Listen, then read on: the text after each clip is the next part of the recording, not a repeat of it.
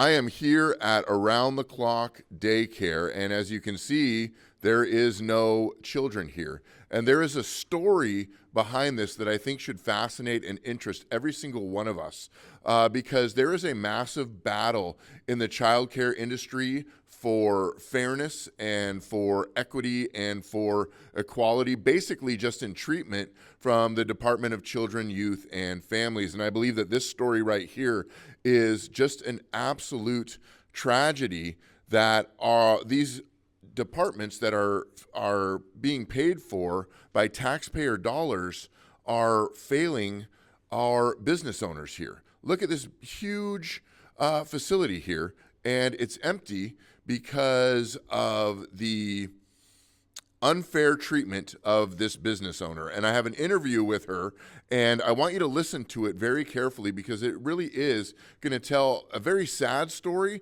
but I think a very important and enlightening story for anybody who's in the industry and anybody who's a Washington State resident.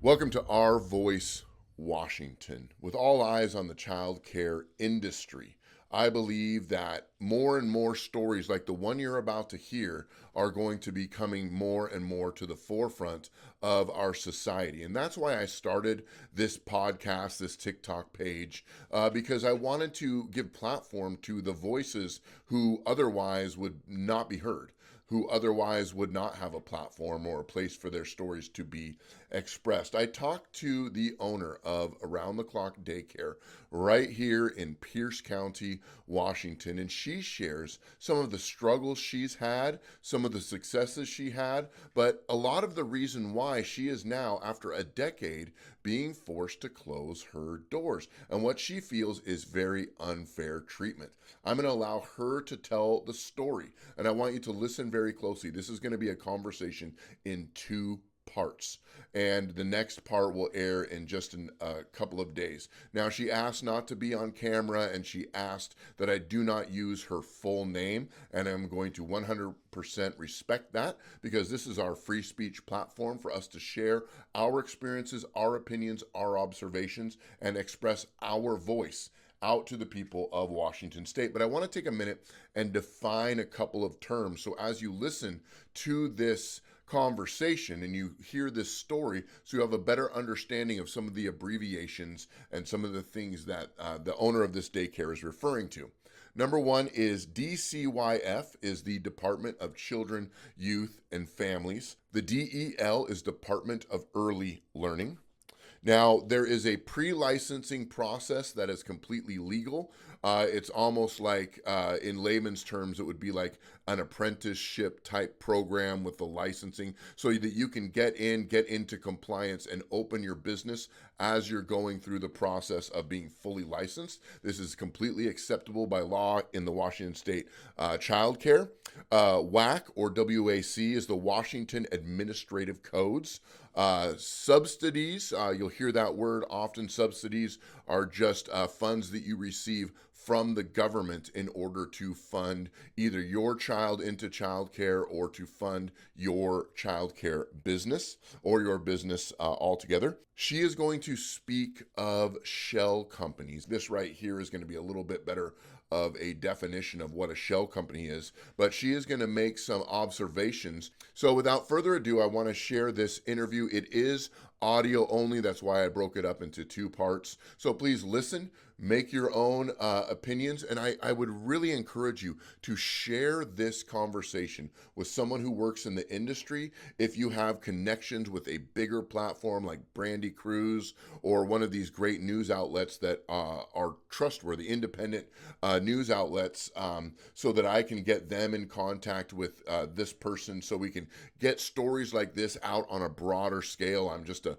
private citizen, and that's all I want to be. So, but please listen to this conversation and really take to heart what is said and form your own opinion about what is really happening in Washington State in the child care industry. Enjoy this conversation. I am with Mrs. Erica with Around the Clock Daycare, and she has a very interesting story to tell.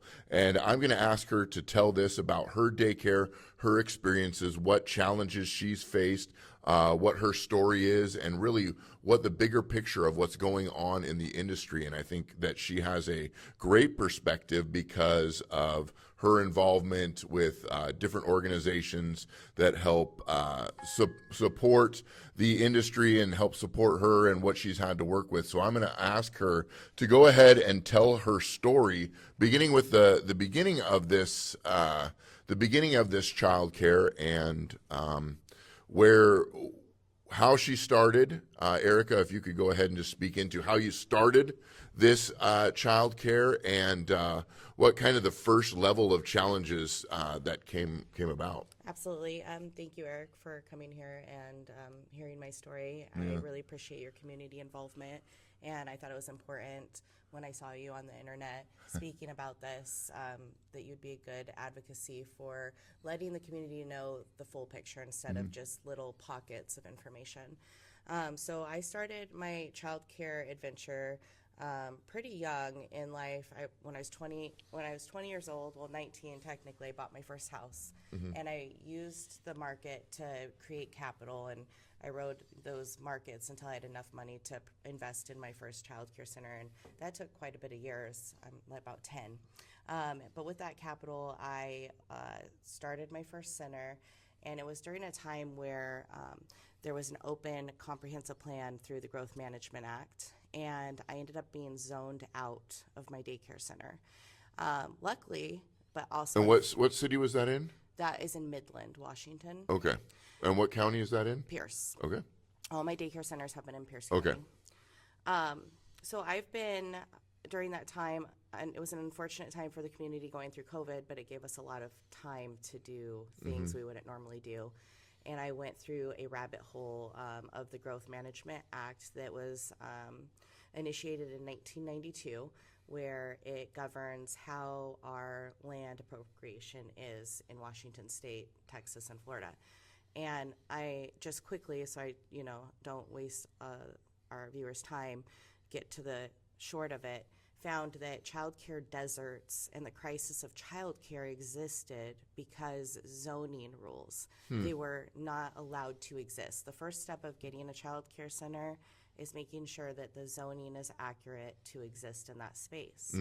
And it took me almost 5 years, and I'm happy to say that Washington State has removed almost all those barriers. We're sitting currently in my Lakewood location, where I took, with my advocacy, Lakewood was at 4% zoning, and they're now at 44% for child care centers, Okay. Which is huge. I'd like to see it have no barriers at all, but that would take away, for legislators, they say it takes away the jurisdictional rights of city and county municipalities. Okay. So, I feel like it was a victory. But within that, it shouldn't have taken 5 years, and it shouldn't have taken a regular person to realize that the reason why you're having a problem is because you're not allowing it to exist. It really only took me about 30 days to figure it out and fully understand it, and it took me 5 years to get someone to approve it. And then I got no recognition. So that, not that that matters, because I know it was my work, but it was also insult to injury because it was a fight. When I got zoned out of that property, I was like, this isn't going to work, and I had put already a lot of investment into it. And so from there, I expanded to a child care center on 99th and Pacific Avenue. Okay. And that was called a manual child care center previously, and they're in operations for well over 50 years. I did all my tenant improvements, and unfortunately, about a week before we were going to open, it flooded. Oh, wow. Completely flooded. And I went through 2.5 years of insurance, litigation, et cetera. That project is still sitting still, where I'm actually at this point going to walk away from it. It's just a little piece of the story. But really where it gets involved in kind of discovering all the different procedural disparities that DCYF and our government have came after I was able to get licensed centers. DCYF would be Department of Child, Youth, and Families, correct? Correct. Okay. Yeah. And at that moment in time, I've already HELOC'd my home. I've already had, massive flooding. I'm like, I'm all in at this point. We have to figure this out. We have to get a center open. And this is when I came into the opportunity of Lakewood and Fife almost at the same time, basically, which is a hard task to do, but I was like, I'm up for the challenge. So I went through tenant improvements, and I'll tell you that in Lakewood, my building sat ready to open for 9 months before I got the approval from the city, which takes a lot of capital when you're planning on doing a job out of your pockets to, pay for the expenses. Why did it take so long? So they told me it was short staffing, but I pushed and I Short staffing on their end? On their end, okay. Yeah. And I pushed and called and emailed. And what's interesting is, and I hate to say this, because typically I wouldn't project some kind of thought process like this, but sometimes it is just what it is. 3 days after my dad contacted them, I had an approval. I had nothing that they needed. My dad got involved. He's like, why didn't you tell me about this? So you're going through this. And I said, well, is your dad a city official or something? No, he's not. He's just a contractor. Oh. So no ties. I had more ties because actually I left something really important out. When I discovered the zoning stuff, I became a land commissioner in Washington for Parkland, Spanaway, Midland. It was appointed to me. So I can review permits now. I'm understanding things. I'm getting this education well more than the average person. So you would think that I would be able to navigate Lakewood permitting department. The city manager got involved. My dad got involved. A few days later, I had my permits. There was really no reason for them to have,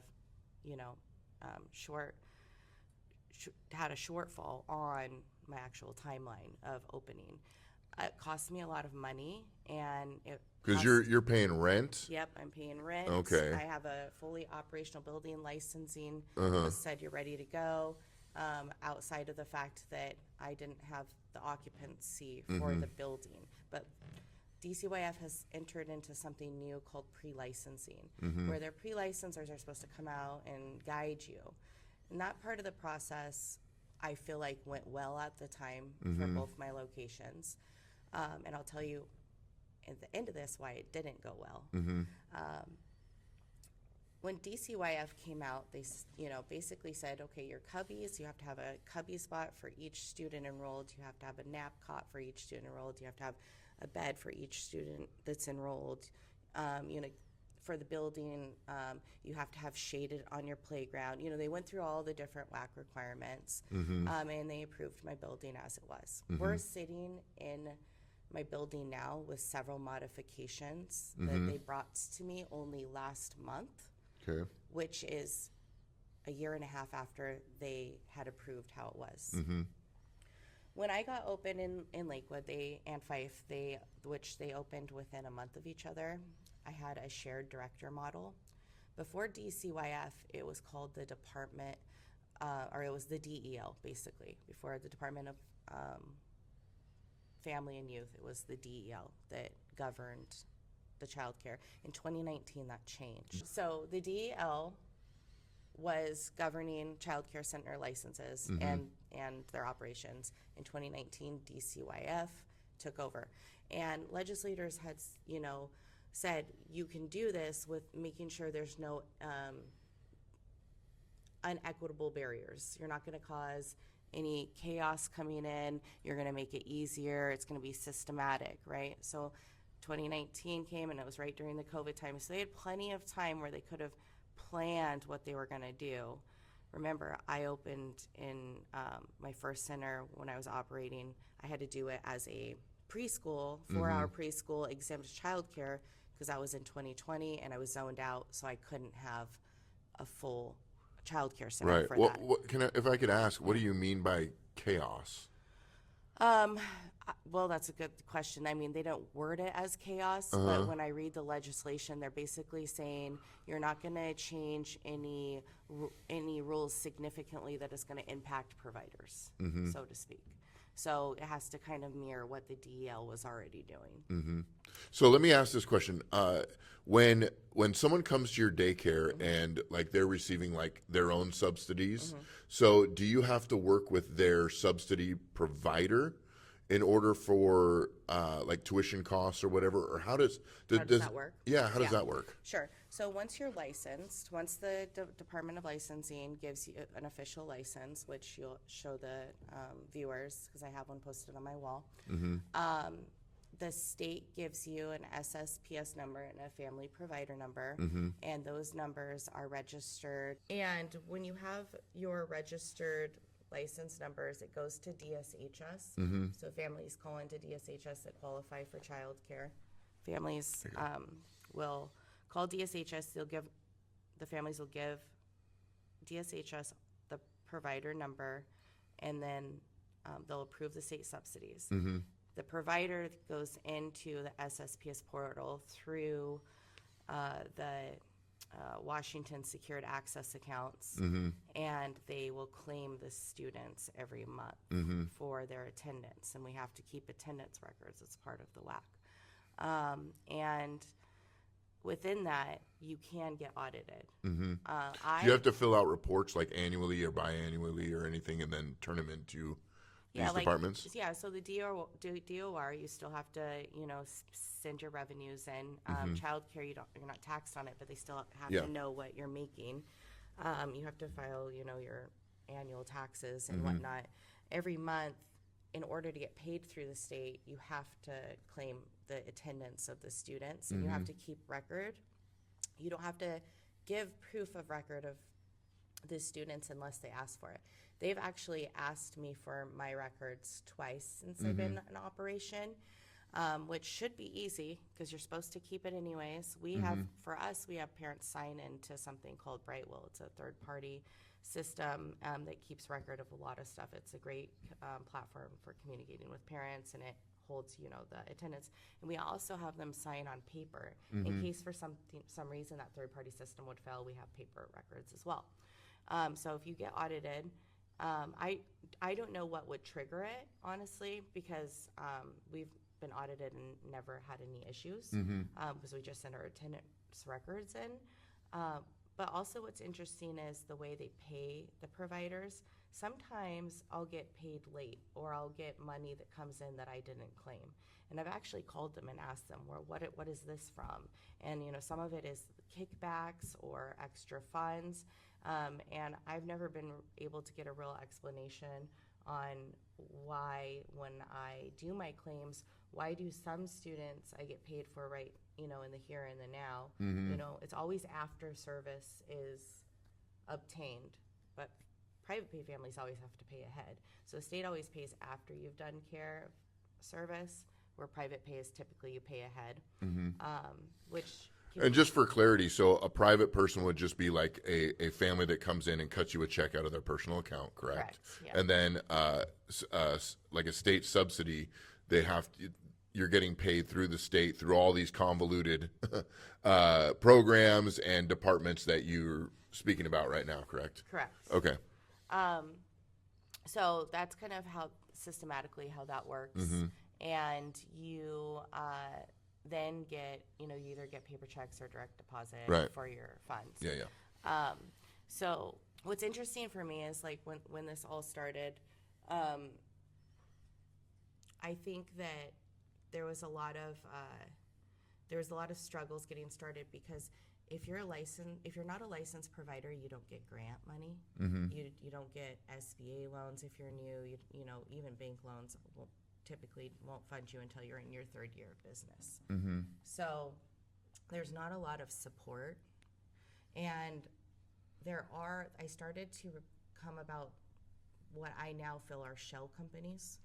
And basically they're companies nonprofits that will take federal money from providers, that's for providers, and say, we're gonna appropriate this for you, and we're gonna show you where the money goes, and it's very convoluted, because what they're really doing is creating jobs. They're creating jobs off the federal money to have these nonprofit organizations, and I'm noticing that within those nonprofit organizations, there's a lot of like friends and family, and I know this because I actually got involved with one, and I'm not going to name the company, but I started asking questions pretty early on, especially having two centers at once, and then also being involved with what I would call maybe a fiscal partner, because one minute they'd be like, okay, we're going to give you a $10,000 for you to, get some toys for your students. And then next thing you know, we order and like two things showed up. And I'm like, well, where's our stuff? Oh, well, we ran out of money. And I sat in on some of their, slideshows. And I thought it was very interesting that they, earlier in 2025, they started this new mission that they wanted to bring in a more equitable child care ownership and sponsor Muslim women to own child care centers. And they did a whole PowerPoint on it. And I kind of was like at the point, well, let's follow the money right now. What's going on in our federal department? What kind of grants are going on that maybe would constitute them saying, oh, if we take that money and we create this PowerPoint, then that kind of solves how we're using those funds. And I was able to see, like, pretty quickly that, oh, okay, well, they got that grant and now they've done this PowerPoint, and so that's good enough, or maybe they are going to do that. And it's nothing against, I'm not saying there's anything wrong with, equitable childcare and having different nationalities come in, and I support all of that. Sure. But what I am struggling with is having a company take provider money to create jobs, to then hire their own friends for contractors to come and do the work, or create their own LLCs for, oh, we're going to have a design team come in, and or their friend's going to create an LLC to do internet marketing for you. And so there's a lot of like internal LLCs happening, and that they were off-putting the money to these people who would then just come in and do mostly collaborative work. I'm sorry, but I can go on GoDaddy. I can teach one of your people that maybe has language barriers or is struggling to open. I can teach them how to open a business license in an hour, right? So why are we giving this person $14,000 for collaboration, And then the reason why I used such a heavy number. And this is federal money you're talking about here? Yeah, and I used such a high number because they actually had an architect come in. They said, "Oh, we're going to help you with your playground," and this actually put me behind a lot, because when you have a nonprofit company coming in and saying they're going to help and support you, you're going to move money differently, especially when not being open for 9 months. I lost so much money during that time. So like, we're going to give you a playground, everything's going to be great. This architect came in, they ended up charging the nonprofit organization, because I saw the invoice, $15,000. I got a piece of paper on a design of what my playground's going to look like, and no playground ever came. And they said, oh, sorry, it wasn't for that. It was just for the design. And I said, I can do a design of a daycare. That $14,000, I could have had an entire daycare out there, or a playground out there. That's not what's needed.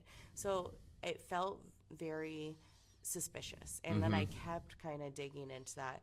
I can't say that they weren't helpful, because they definitely were, and that's why I'm not going to name this organization. Sure. But I also, but guess what? If that money had come directly to me, I would have had less issues, because I would have been able to appropriate my funds the way I needed to.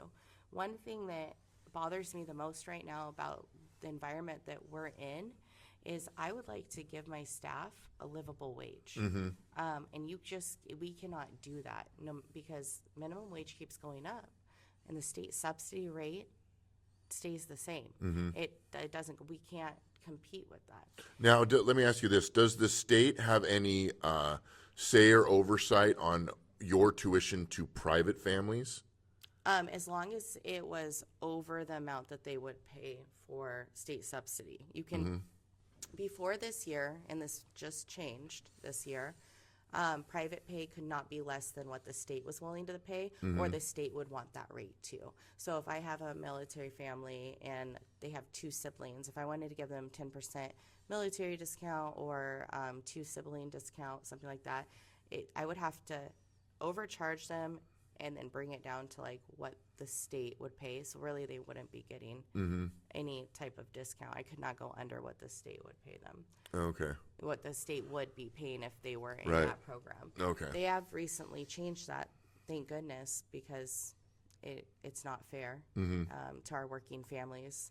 And I never agreed with that, which is why I always sponsored a family that, and I looked at all applications, even state paid ones. I've had families who qualify for state subsidy, and I still give them free tuition. So, like, that's money that I'm genuinely taking away from my company to try and support, where I could just enroll them in the state and get the money. But that would be saying something about my character, wouldn't it? And I don't do that. So fast forwarding to kind of where we're at over the year, or over the course of the year, I got open with many barriers and a time frame that was never supposed to be what it ended up being. I got involved with that we'll call fiscal partnership, which I now will just say outright feels like a shell company with a lot of money laundering, which Pierce County is the one who funds them. So if you guys want to dig into that, you're more than welcome to. There's multiple of them, actually. I saw one already named on the internet. So these nonprofits, they're taking the federal money. I'm learning about that. And when I first opened the DCYF, my pre-licenser allowed me to have one director between two locations. And this is where that DL versus DCYF transition is important, because the DEL allowed for a shared director. Director would have to be there up to 20 hours in each facility. And what's ended up happening now is the language has been more altered or manipulated to your director needs to be on site at least 50% of operational hours. Okay. The DEL did have that as well, but it had extra provisions. But they've removed the provisions of the 20 hours. And now DCYF is only enforcing your director has to be there at 50% of operational hours. I understand the safety of kids. I understand that they want qualified, educated people within the facility overseeing it. But I also understand there's House bills regulating and giving extensions on education, that there's waivers, that there's a shortage of directors that we can't find, and they are not allowed to penalize us for short staffing by certain RCWs.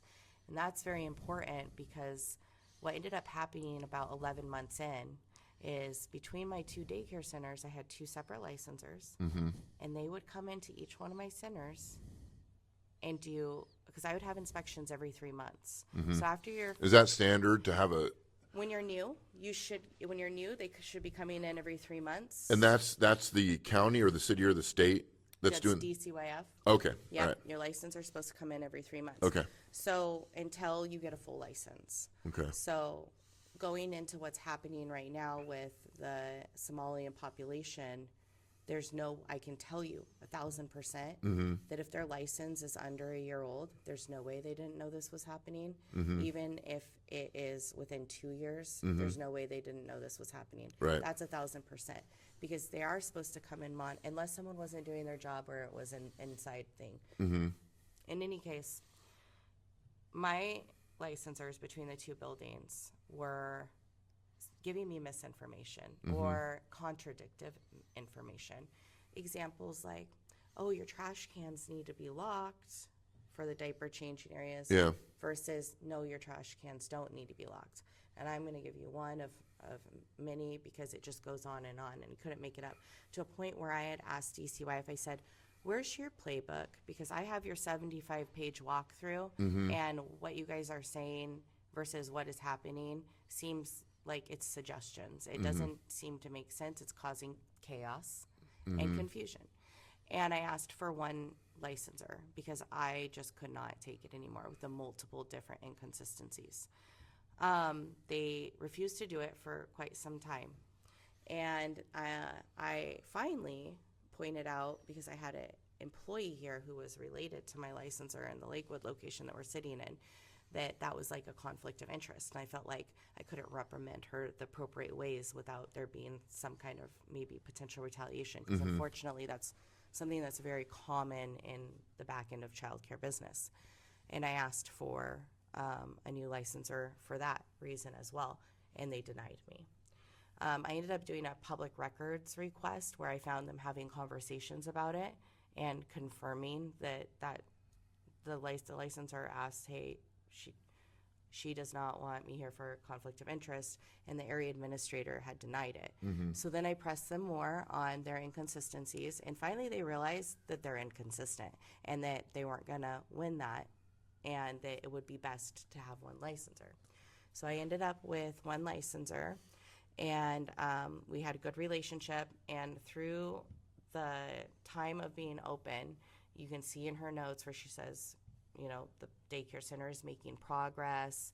They'd do their reports, they'd violate what they felt was wrong, and violations really can be anything from cleanliness, the way staff talk to children behavior, our staff files, our child files, what, you know, like our certificates up to date, is our fall zone on our playgrounds measured at the right capacity for safety. The list goes on and on.